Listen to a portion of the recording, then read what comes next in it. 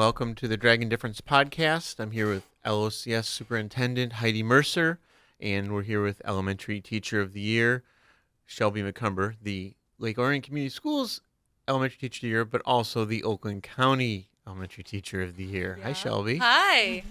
So we're so glad to have you.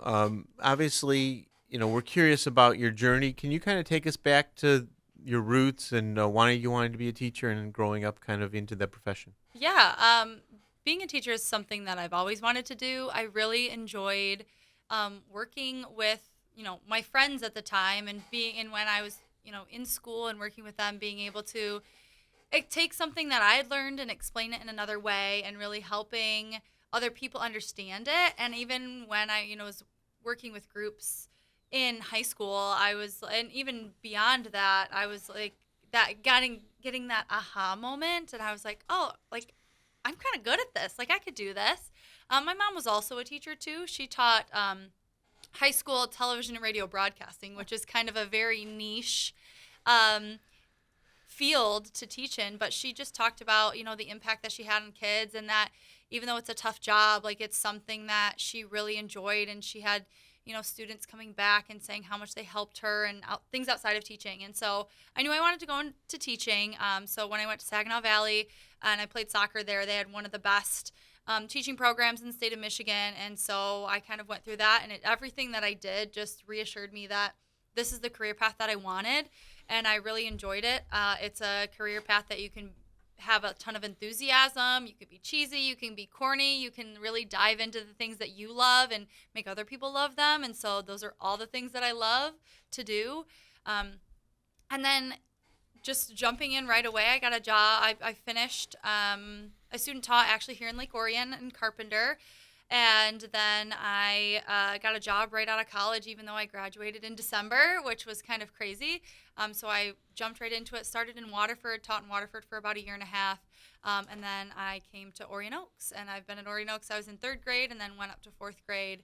And I really like that kind of upper elementary age because, I like to kind of banter and have that conversation and like see their personalities and have that conversation as like not necessarily an adult, but like people that have their own opinions and have their personalities, but not being too old where we can't be silly and corny and have fun, which you can at any age, but it's really kind of like that sweet spot for me. How'd you figure that out? How'd you figure out that was the sweet spot? I mean, did you test out, did you talk to older kids and you're like, okay, this is too much for me? Yeah, well, obviously in college, you kind of go at each grade. Okay. And I was in kindergarten, but I was like, yep, I need a little bit more independence, so I can, crack jokes and really kind of get into that. And then, getting into the middle school, I was like, everybody hates me. Right. Sure. And so when I was getting into, my third grade field placement, I was like, this is really great because they understand some like figurative language and the way that you're having that conversation. They have opinions and they're making connections on things that I don't have to like do for them. And I think that's really where I enjoy building that learning, is where it's like they're like, oh, and then this, and oh, and then this, and I'm like, did you see this? And they're like, oh yeah. And I think that happens a lot in that 9-10 age range. And then you kind of get a little bit higher and you get into a little bit of prepubescence, and I was like, yeah, I'm good. I'm good. Kind of in this sweet spot of like independence, but before pubescence, really. Right. I mean, Heidi, that's something that you really look for when you're hiring elementary teachers, is this energy, this connection point. How difficult is that to find that? Nowadays, it's difficult. Yeah. I mean, education is challenging. It's not an easy career. Mm-hmm. But I do think the energy, the passion, the love for kids, that aha moment, as you describe it, is critical to, I think, having a good teacher. And students can sniff that out in seconds, whether you truly enjoy doing what you're doing. Mm-hmm. And so it's critical. It makes all the difference in the world. Yeah, and they feed off of that enthusiasm. Like you go into the science lab, and if you're thrilled about putting chalk in water, they're going to be thrilled about putting chalk in water. And if you're like making them lie on the floor and cover the area and then like put their bodies against the wall to line the perimeter, like they're going to be like, oh my gosh, let's do it again. You should surprise us. And then we have to remember which one it is. And I was like, you know what? Great idea. Let's do that. Yeah. So this is different teaching though than when you were a student, especially when we were students. Like I assume some of that transition happened probably when you were in college or a little bit, or when you were in high school. Like things were changing in the profession, right? I mean, and this interactive thing, the not desks and rows. Can you kind of share a little bit about that? Yeah, and there was a lot of like going from that explicit teaching to the more like phenomenon-based or inquiry-based learning. And obviously I think that there's a balance between that too. But I feel like there's times when the kids have to explore and they have to come up with those answers, because when they make that connection, they're going to hold on to that learning more than if I'm like, well, area is length times width, and drill it into their head. Like they have to, there's some things that you kind of have to tell and practice, and there's some things that they can build. And definitely the flexible seating and just kind of finding that flexibility with kids. It's just, I feel like there was a shift in understanding of how kids' brains work and how kids operate. And, you talk with my parents and they're like, we sat in desks and we read out of the textbook and I'm fine. And I'm like, but we don't want to just stay at fine. We want to be better than fine. We want to ask questions. We want to be able to solve problems. We want to be able to look at the way someone says something and be able to interpret and understand like what they're saying non-verbally. And working with different diverse people and different ability levels is what makes a well-rounded human. And that's kind of the whole point. If you don't remember that A equals L times W, like you don't remember the formula for area, yes, you can get on your phone and you can Google that if you need to know that. But to be able to be a good human and be able to know your body and know your needs, if you need to move around, or I work well with this people, but if I work with someone that's tough, I can do this. I think that's where the shift was made, that we're not just teaching the curriculum, we're building good humans and building up our society in that way too. Heidi, you led that transition. You basically led the academics department here during the whole transition. How did that happen, and kind of how did you go from people who were, at the front of the room and a chalkboard to Shelby? Well, it all starts with, I think, looking at the research and studying the research. And, our society continues to evolve. And within our society, right, people continue to evolve. So to do the same things over and over again that worked 20 years ago, we're not living that way anymore. And if you know better, you do better. That is exactly right. And the needs of our students change. That's why I think it is especially critical in education that we continue to evolve. One of the things I do think was we tend to evolve a little slower than I think we should. But I think it is critical to continue to evolve, to look at the research, to study the ways in which behavior is impacting students, look at study of the brain. All of that changes. And continues to change, and so we have to be on top of that in order to make sure that we're bringing what our students need. Because if we're not, they're not going to be engaged, and they're not going to be learning at their highest level. So it really is it's a critical piece. And when you're looking at that research, you have to think about what is impacting the brain now that isn't before. Absolutely. You have social media, you have the access to things that are happening around the world that you never knew about, that you didn't have to think about, that you didn't have to consider, right? You had the people in your community and you weren't aware of people outside of your community unless you had the means to be able to travel. But now we have that, which is so awesome that we have that accessibility and that expansion, but that's impacting the brains in all different ways. And that's impacting how you receive information. Does that mean you get a lot of curveballs from those fourth graders? Yeah. Like they bring up stuff and you're like, whoa. Yeah. Like, okay, you know what? We'll come back to that. Yeah. So, but you know what? That's a really great thought. Sometimes they'll bring that up, and I said, why don't you look that up, and then we'll come back to that. Ask or your parents. Come back to me on that.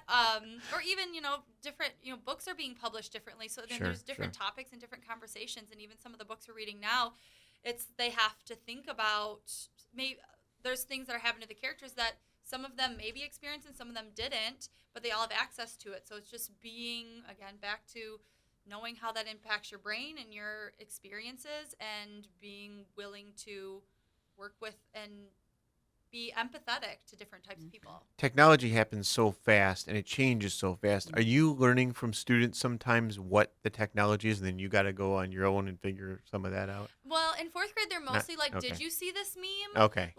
That was a meme. We were teaching science, and we were talking about the importance of patterns in sending information. And we were getting into coding. And so we started all the way back with Morse code and how you have, there's a pattern. There's a pattern to everything, and it led up into binary code. And I played them the sound of a fax machine. And they were like, oh, yeah, that's that meme. And I was like, well, before it was a meme, it was a thing. This is how we sent information to and from people that we weren't with. And they're like, yeah, but it's also that meme.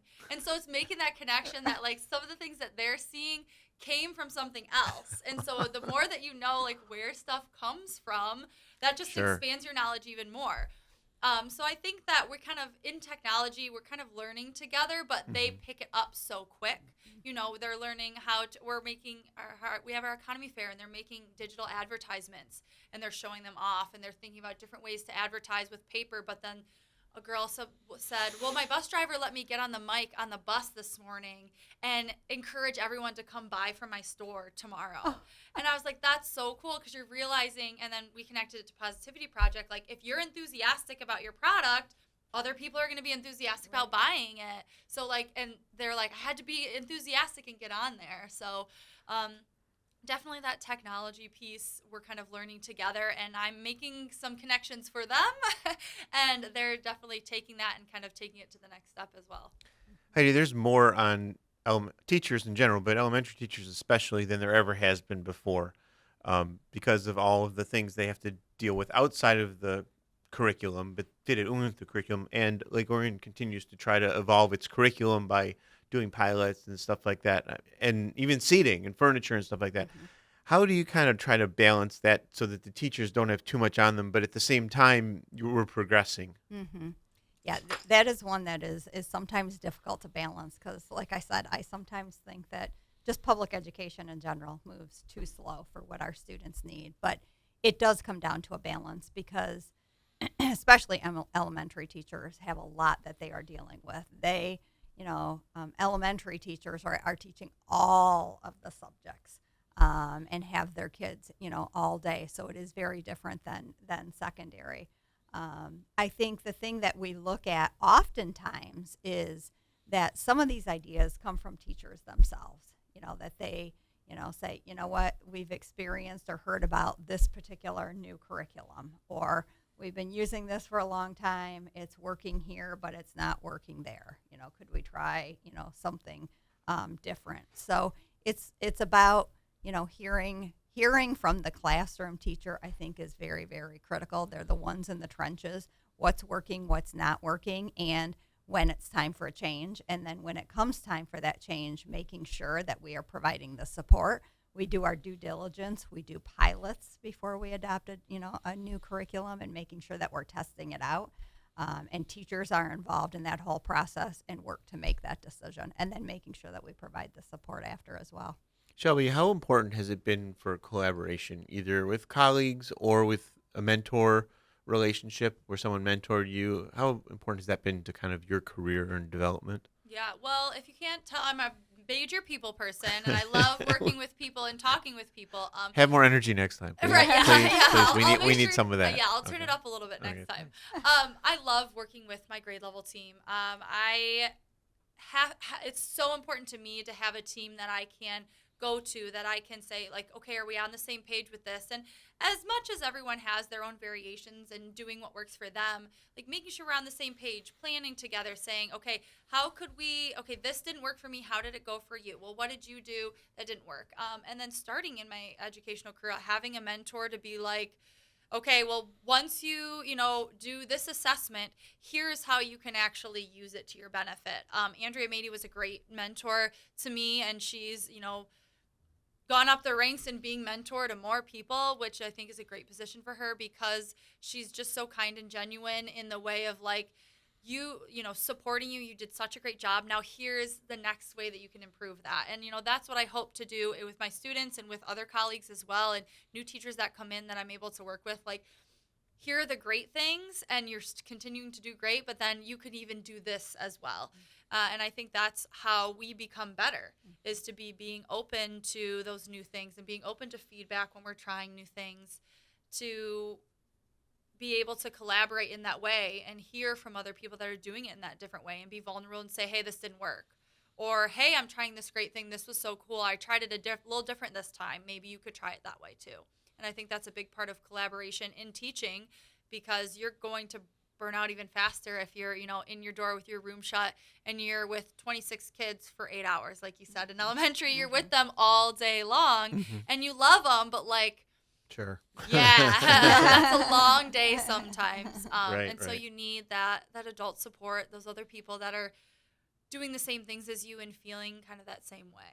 That connection between staff members, though, Heidi, is something that Lake Orion supports, and Shelby's been part of the, you know, administrative training program too, and looking, you know, forward in her career as well. I mean, those interactions are more important than people being siloed. Yeah, absolutely. I think collaboration, as you described, is key. This is challenging work, and sometimes it can be lonely work. That's why it's so important to collaborate, work as a team. And I think, you know, we take pride in that as a district and realize that if we're all working as a team, right, it's going to provide one another more support, build that morale, and give people, right, the energy and longevity that we want to see. I think another thing is also making sure that we're listening to people throughout the district as to what their aspirations, you know, may be. It may be, you know what, that they want to stay teaching, which is perfectly fine. It may be they want to be an instructional coach or an administrator. You know, it could be anything. But I think making sure that we understand that and there's opportunity for our staff to reach that next level.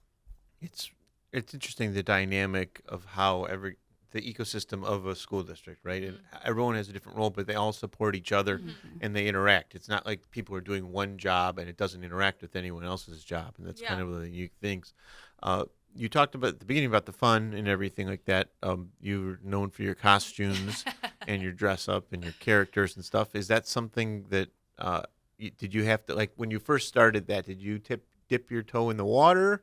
Or did you just kind of say, I'm going for this, and you're told whoever your principal was, like, I'm just doing it? Yeah, well, you get that when you get me as an educator. Okay. I mean, in high school, you know, I was voted the most spirited, which fits me, and I've carried that through my life, you know, through everything. And I'm like, if I'm going to do it, I'm going to do it big. I'm going to do it right. And it started, you know, with just every Spirit Day, I'm always going to be dressed to the nines, because there were times when I was in school that I went all out and I was the only one.